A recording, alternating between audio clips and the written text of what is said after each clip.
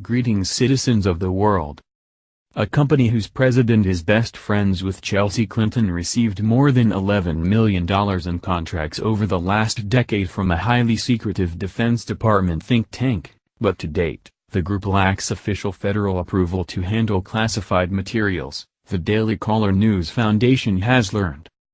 Jacqueline Newmere, the president of a company called the Long-Term Strategy Group, LTSG, has over the last 10 years received numerous Department of Defense (DoD) contracts from a secretive think tank called Office of Net Assessment, ONA.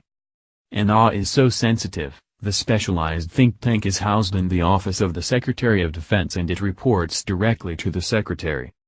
To date, LTSG has received $11.2 million in contracts, according to U.S. Pending, Gov, a government database of federal contracts.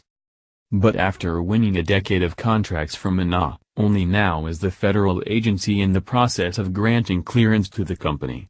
LTSG never operated a secure room on their premises to handle classified materials, according to the Defense Security Service, a federal agency that approves secure rooms inside private sector firms. LTSG operates offices in Washington, D.C., and Cambridge, Mass. The Long-Term Strategy Group is currently in process for a facility clearance with the Defense Security Service, the agency informed the DCNF in an email. Newmere declined to address her company's lack of facilities to handle classified material. With regard to your questions about the status of our facilities, those are best directed to the U.S. government, which has authority over such matters, she said in an email to the DCNF. She also declined to say whether her company is footing the bill for the new secure facility, or if the taxpayers are footing the bill through the ONA. Adam Lovinger, a whistleblower and 12-year ONA veteran, has repeatedly warned ONA's leadership they faced risks by relying on outside contractors as well as the problem of cronyism, and a growing revolving door policy where ONA employees would leave the defense think tank and join private contractors to do the same work. Others outside ONA have drawn similar conclusions about ONA's reliance on outside contractors. USA Today complained in August 2013 that the same set of contractors never seem to leave ONA, while Democratic and Republican administrations come and go, ONA and its team of outside advisors remains the same. Contract records show the office relies on studies from outside contractors. Clinton and Newmere first met each other while attending Sidwell Friends School, an exclusive private Quaker school in the nation's capital. They were in each other's weddings, and in 2011 Chelsea referred to Newmere as her best friend. In numerous emails, Chelsea's mom Hillary Clinton, then Secretary of State, actively promoted Newmere and attempted to assist her in securing Defense Department contracts.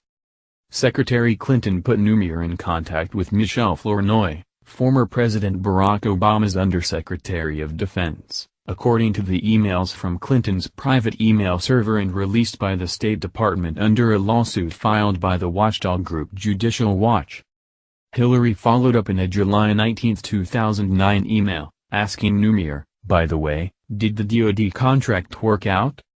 ONA was supposed to work on complicated future warfare scenarios when it was originally set up in the 1970s. The think tank's first director, Andrew Marshall, was adored by a coterie of ONA staff. Adding to Marshall's mystique, he was called Yoda, after the Star Wars series. Marshall lasted in the DoD post for 42 years and retired at the age of 93 in 2015. Last year, Lovinger sent a series of memos to James H. Baker, ONA's new director, raising many problems Baker inherited from Marshall, including the use of contractors. ONA has a reputation for issuing sweetheart contracts to a privileged few, Lovinger told Baker in a September 30, 2016 email chain. ONA's leadership, led by Baker, did not take kindly to Lovinger's warnings and allegedly retaliated against the staffer, according to Sean Bigley, a federal security clearance attorney who also represents him. Baker suspended Lovinger's security clearance in May for security infractions, and launched numerous investigations. The suspension came after Lovinger had been detailed to the National Security Council. He was removed from the NSC after losing his security clearance, and now languishes inside a DoD satellite office doing makework. In a September 13, 2017 letter to DoD officials, Bigley charged, "A review of the case file in this matter illuminates a picture of intentional whistleblower retaliation against Mr. Lovinger, personal and political vendettas against Lovinger by Baker." Although Lovinger has since been exonerated for all the accusations, he still faces the possibility of a revocation of his clearance. His case is currently pending before DoD officials. Baker decided in a recent move to reclassify Lovinger's in opposition to one that now requires new skills he doesn't possess.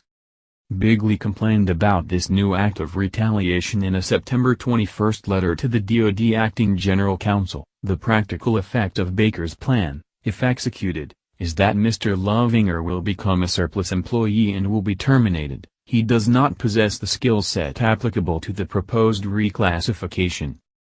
Lovinger is the only staff member Baker has reclassified, according to Bigley.